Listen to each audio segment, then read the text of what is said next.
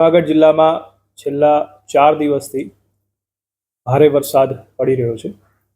આ વરસાદની અસરની વાત કરીએ તો સૌથી વધારે વરસાદ જે છે આજે માણાવદર તાલુકામાં નોંધાયો છે. ત્યારબાદ વિસાવદર, માળિયામાં પણ ભારે વરસાદ પડ્યો છે. પરંતુ સૌથી વધારે અસર જે છે એ માણાવદર તાલુકામાં થયેલી છે. માણાવદર તાલુકામાં અમે અત્યાર સુધીમાં લગભગ 1100 જેટલા લોકોનું શિફ્ટિંગ કર્યું છે. સેફ સ્થળે એ લોકોને શિફ્ટ કરવામાં આવ્યા છે. આ એવા વિસ્તાર હતા કે જે નીચાણવાળા વિસ્તાર હતા, સ્લમ એરિયા હતા. તમામ લોકોને સેફ સ્થળે પહોંચાડી એમના માટે ફૂડ પેકેટ, પાણી વગેરેની વ્યવસ્થા કરવામાં આવી છે અને તકેદારીના પગલાં લેવામાં આવી રહ્યા છે. ઉપરાંત બાંટવા નગરપાલિકામાં પણ અમુક ઘર અને દુકાનોમાં પાણી ઘૂસ્યા હતા, પરંતુ વરસાદ ધીમો પડતા હવે પાણી ઓસરી ચૂક્યા છે ત્યાં, અને ત્યાં પણ લોકો માટે ફૂડ પેકેટ વગેરેની વ્યવસ્થા કરવામાં આવી હતી.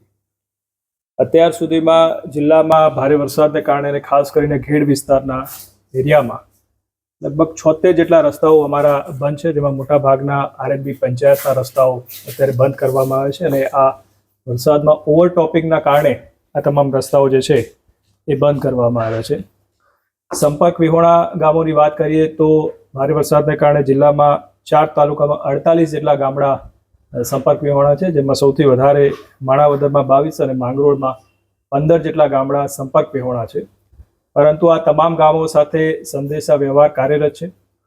ગામના તલાટી, સરપંચ સાથે અમારા તાલુકાની ટીમ જે સતત એમની સાથે સંપર્કમાં છે અને ગામમાં કોઈ નુકસાનીના અહેવાલ અત્યારે મળ્યા નથી.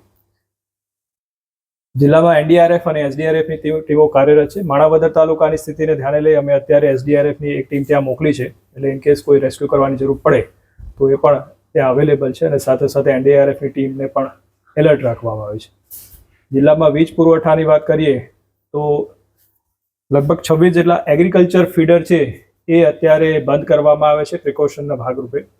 બાકી જ્યોતિર્ગામ જે ફીડર છે જેનાથી ગામતળ એરિયામાં વીજળી મળતી હોય છે એ તમામે તમામ કાર્યરત છે, અને બાકીના એગ્રી ફીડર જે બંધ છે એ પણ પાણી ઓસરતા પીજીવીસીએલની ટીમ એમાં કામગીરી કરી અને તાત્કાલિક એ ચાલુ કરવાની કાર્યવાહી હાથ ધરશે. જિલ્લામાં 19 જેટલા ડેમ છે, એમાંથી 14 જેટલા ડેમ ઓવરફ્લો છે અને 86 જેટલા નીચાણવાળા જે ગામડા હોય, એના રૂટમાં આવતા ગામડા હોય, એ તમામને એલર્ટ કરવામાં આવે છે. અત્યાર સુધીમાં લગભગ 25 જેટલા મકાનોમાં નાના મોટા નુકસાનની અમને રજૂઆતો મળી છે અને એનો સર્વે પણ અમે કરાવે છે. જરૂરી જે પણ સહાય આપવાની થતી હશે એ પણ કરાવશું. અને સાથે સાથે તાલુકાની ટીમ અને જિલ્લા કંટ્રોલ રૂમની જે ટીમ છે એ સતત 24 કલાક કાર્યરત છે અને વિવિધ ગામડાઓ સાથે સંપર્કમાં છે. જ્યારે પણ કોઈ પણ અમને આ બાબતના કોઈ કોલ મળે છે તો તાત્કાલિક અમારી ટીમ પહોંચી અને એને જરૂરી મદદ પહોંચાડે છે. તો જે સંપર્ક વિહોણા ગામો છે ત્યાં અન્ન પુરવઠા માટેની શું અત્યારની સ્થિતિએ ગામોમાં અમે એડવાન્સમાં જ એને એફપીએસનો જથ્થો પહોંચાડી દીધો હતો, એટલે એફપીએસના કે અન્ય જીવન જરૂરિયાતી જે વસ્તુઓ છે એના માટેના કોઈ કન્સર્ન મળ્યા નથી.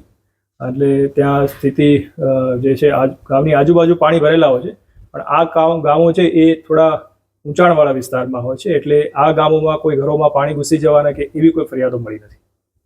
સર, હવામાન ખાતા તરફથી કેવી ચેતવણી છે? લોકોએ કેવી રીતે સાવચેત રહેવું?